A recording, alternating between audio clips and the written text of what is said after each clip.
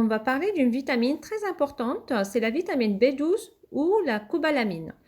Alors, elle participe au bon fonctionnement nerveux, psychologique et immunitaire de l'organisme, ainsi qu'à la formation de sang et aux fonctions cognitives telles que la concentration, la mémorisation, etc.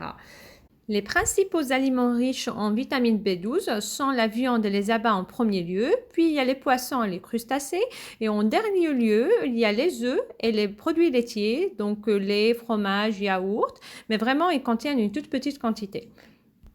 Quels sont les symptômes qui témoignent d'une carence en vitamine B12? Il faut dire que la liste est très longue, vu que la vitamine B12 joue un rôle primordial dans différents mécanismes de l'organisme, mais on va quand même s'intéresser à 8 symptômes qui sont très fréquents. Alors, on a les crampes musculaires, que ce soit durant la journée ou durant la nuit, c'est très fréquent et habituellement, une cure de vitamine B12 durant 2-3 mois résout le problème. Deuxièmement, on a les pertes d'équilibre, la sensation de vertige. Normalement, la vitamine B12 maintient la coordination du corps.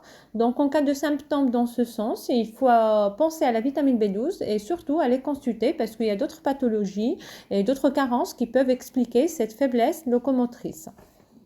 Troisièmement, on a tout ce qui est anxiété, nervosité, irritabilité, un manque de joie de vivre, une dépression. Pensez alors à la carence en vitamine B12 parce qu'à temps normal, elle maintient un bon équilibre nerveux et émotionnel.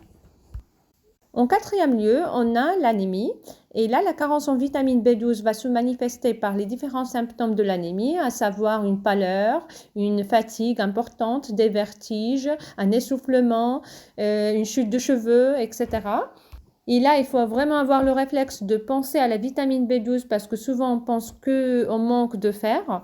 Donc, il faut faire un bilan et doser la vitamine B12 aussi. Cinquièmement, toute modification de la couleur ou de l'aspect de la langue, c'est-à-dire il devient enflé, rouge ou avec des aftes ou mauvaise haleine et tout. Là, il faut penser aussi à la vitamine B12.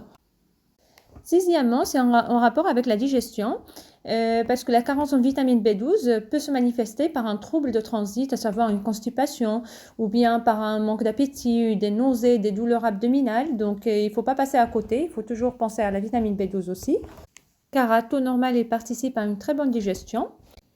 Et septièmement, le manque de vitamine B12 peut exposer à des troubles de mémoire, de concentration, d'orientation. Donc la personne se sent qu'elle tourne en ralenti.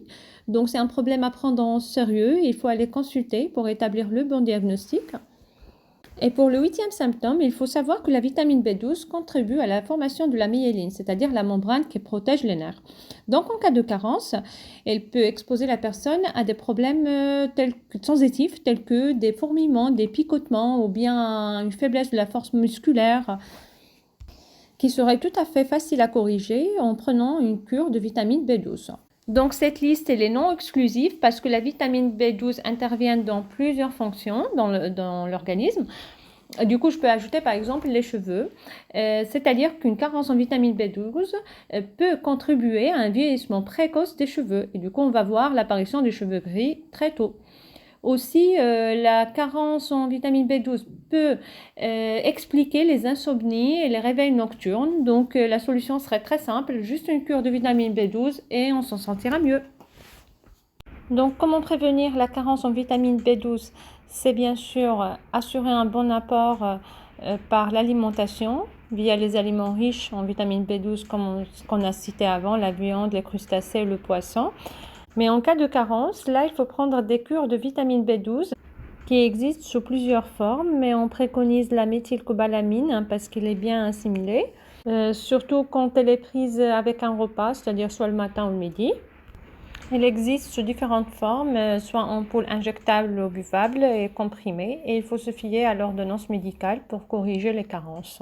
On va essayer de répondre à quelques questions fréquentes. Quel fromage contient le plus de vitamine B12? Le parmesan, il contient légèrement un peu plus que le comté et le mozzarella. Bon, mais ça reste toujours des toutes petites quantités. Une autre question, quels sont les légumes qui contiennent de la vitamine B12? Alors là, les fruits et légumes, ils ne contiennent pas de vitamine B12. Une autre question, est-il dangereux de prendre trop de vitamine B12? Non, parce que la vitamine B12 n'est pas toxique en grande quantité, parce qu'en fait, l'organisme, elle élimine tout ce qui n'est pas nécessaire.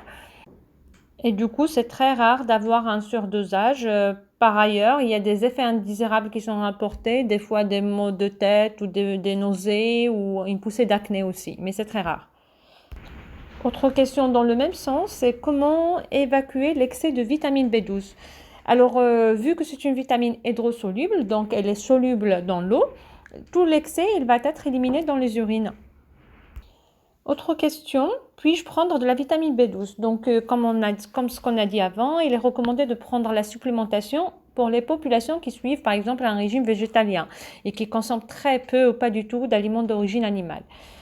Et bien sûr, quelle que soit la forme, soit comprimée en poule, injection, et elle est absorbée de la même façon par l'organisme.